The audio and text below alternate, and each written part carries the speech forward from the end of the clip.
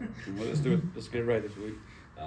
Coming off that one, Coach, you score a touchdown on defense, but also the one out there at the end with the drop pick. So how do you kind of talk about your team and opportunities like that? Opportunities, you don't get so many in the game, and just really proud of the effort our guys played with. I think they're playing hard. I think they're playing physical, doing those things. But when an opportunity comes your way, whether it's a third down opportunity or a ball in the air, you only get so many of those. The offense only makes a mistake so many times, and especially a good quarterback like he was. So we got to capitalize on that, and especially when the game's on the line, that one sticks out. With Gavin there at the end, but there's one earlier in the game with Jamarlee makes his. That's a hell of a play right there by a freshman coming across the middle, and he has a great break on it. Everything, just when he hits the ground, he kind of lands on it instead of rolling with it. So we got to work on that a little bit. Omar dropped one, I think, early in the game as well, first quarter. That you pick those 3 balls and force 6 turnovers now you really feel good about it, and it probably changes the outcome of the game. So turnovers are huge. It's part of our culture, not only playing hard, playing physical, but creating those turnovers. And we got to keep capitalizing on those opportunities. Just really proud of Siobhan, the one he had, the one Gavin had, another one, in the game, early in the game, and great play on the ball. And then Zakai forced one, and Raheem recovered it down there. But we got a few more we left out there that we could have had, and I think that could have been the difference in the game defensively for us. 3 games in, what do you like from your unit? What have you learned, and where do you want to see you guys grow? Yeah, I tell you this, I don't have any question about they're going to play hard. I don't have any questions about they're going to play physical. We got to keep growing and doing our job, keep growing in our assignment and being sound there in our technique and our fundamentals, and that'll come because we know every week offenses are going to be the same. They're going to be better each and every week. Create new challenges. So we got to make sure we're ready up for those challenges and be ready to kind of rise to them. And some of that's going to come with just focusing on us, not necessarily our opponent, but focusing on us, how we can do our job better, how we can play better technique, how we can do a better job communicating and those type of things, and make sure we're all on the same page and get stops. Held them 2 touchdowns last week, and we got to continue to get stops. And I think for me, it's those third down stops played a big part in that game. And the first one of the game had a chance to go 3 and out. And we really, we go 3 and out and get a penalty or catches over there, and then go 3 more plays and get off the field. But it's just a game of field position there. Then late in the fourth quarter, I think we had 2 third down conversions. You'd love to have those 2 back as well. So, they're a good football team, good offense. You give them the credit, and they made some plays, and they're going to make some plays. But third down is a chance for us to get off the field, get the ball back to our offense, and for us to get a chance to sit on the bench for a little while.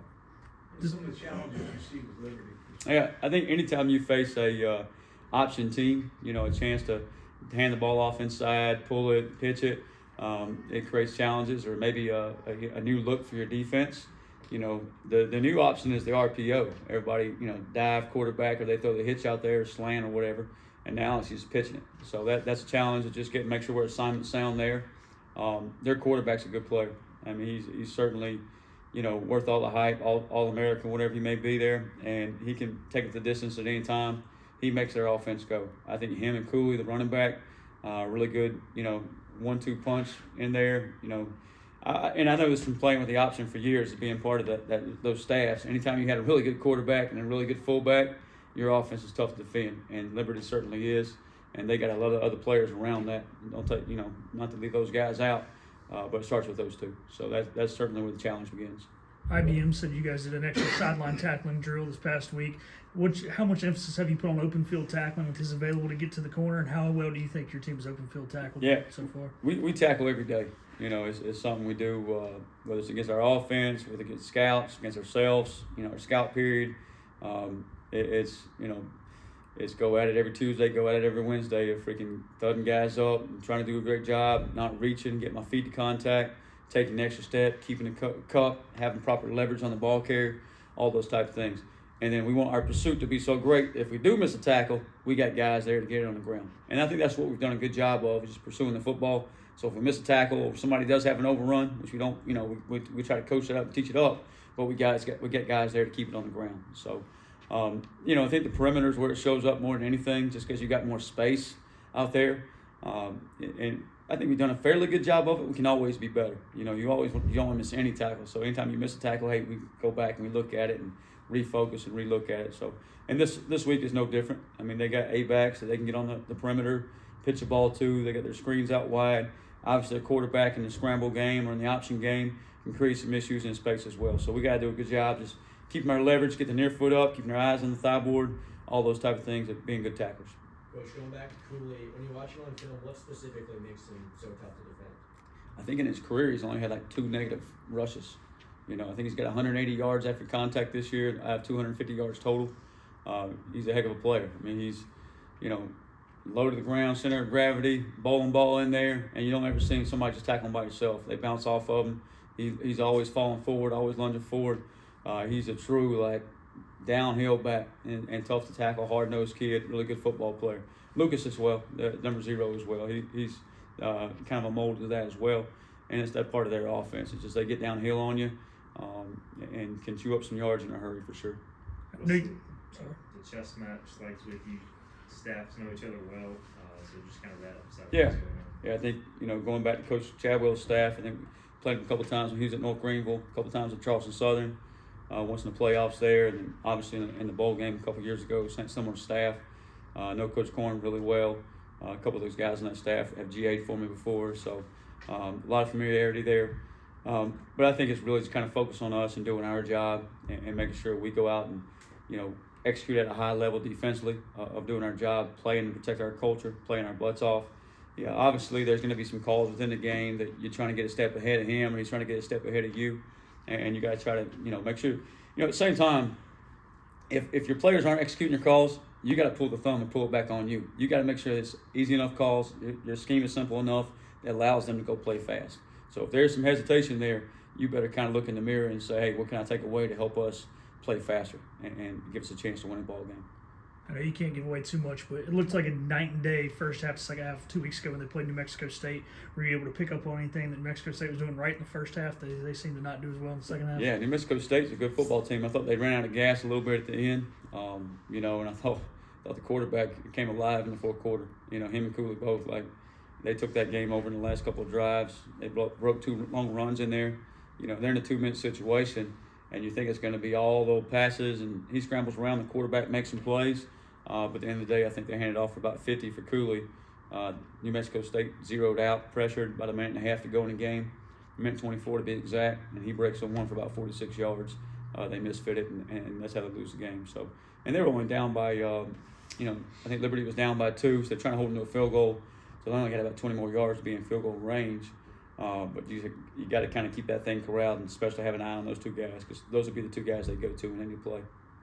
So guys, played really well, playing a lot of snaps too. How do you keep him fresh and playing at the level he is? Yeah, that's the big key right now is keeping our guys fresh. We're playing a bunch of snaps, and every week is, hey, Tuesday, Wednesday, we got to go get our work in, and then as soon as it's the afternoon, they got to start rehabbing their bodies. I think Zakai does a really good job of in the training room, cryo, massages, everything he can do to kind of take care of his body. He treats it like a professional.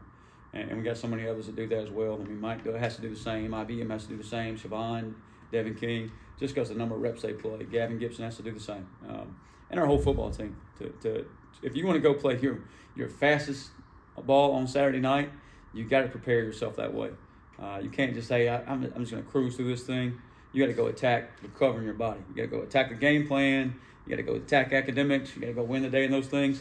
But you also got to do it in recovery and make sure your body's back to full speed for Saturday night, because you want to be at full speed and playing your fastest to go play. Talking to Zakai and Isaiah yesterday, I was pretty impressed with the way that the loss didn't really get them down. It sounds like it motivated them even more. Have you seen that in practice this week? Have they kind of led the other guys like that? First thing I say about our guys, and not just Zakai and IBM, I think they're a great representative for our defense and our program, is our guys are resilient. And they're fighters, and they're not going to let one game define them. I think I heard Zakai say that. And it's back to work. It's, hey, put that in the rear view. Let's look out the windshield, and let's get back to work and get back to the grind. And that's what we teach in life. That's so many of us. We go out to our jobs or to pay our bills or whatever it may be. Hey, we can't let one little thing get us down. Yeah, it was a huge game for us. It was a heartbreaker. We upset about it, but we're more motivated by it than anything. We're more motivated to get it fixed, get it turned around, and make sure we play better defense. Make sure we keep points off the board and gives ourselves a chance to win. So what can we do this week to be better than last week? And that's the goal, whether we won or lost Saturday night. That's the goal every week. But I think sometimes after a loss, it motivates you even more to turn it up even more. because that's what really kind of catches your attention sometimes. Sometimes a win doesn't catch your attention like a loss does, and that's what those guys, they represent our whole football team and our whole defense of that message they sent there. Have you had to change up some of the verbiage this week so that Taylor doesn't give their offense any keys? You know, Taylor Jackson was a good player for us and did a really good job here, and just, you know, proud of him as a young man, and just really care about him and his mom and his family there. But yeah, you know, he'll be on the other sideline. Our guys probably worried about that in the summer a little bit. So we always change our stuff up year to year, week to week, and do some different things there, because you know, things get out, things get around. It doesn't matter who you're playing. You better always kind of protect those things and protect your verbiage, protect your signals, because eventually it gets passed around. So you got to be aware of that. It's just college football. Obviously, if you watch the Connor Stallion stuff, you can, you know, tell our guys it's football 101 for stealing signals there. So. Anything else? Thanks, Coach. All right, appreciate